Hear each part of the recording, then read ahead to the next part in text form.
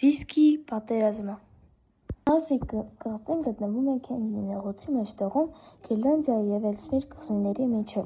Նեղուցի մեջտեղով անցնող և այն կիսող գիծը անցնում է կղզու վրայով։ 1973 թվականին Կանադան և Դանիան չեն կարողացել համաձայնության հասնել, երբ կնքվում էր սահմանազատման պայմանագիրը։ Համաձայնության հասնել,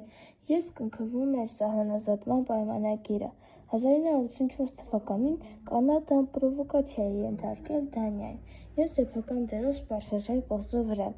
կղզու վրա թողնելով կանադական վիսկի։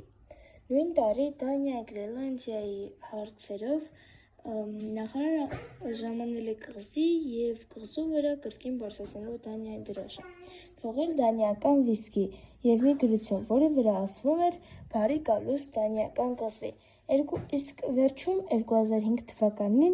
երկու երկրները պայմանավորվել են կղզու հետ կապված հարցի կարգավորման գործընթացի մասին։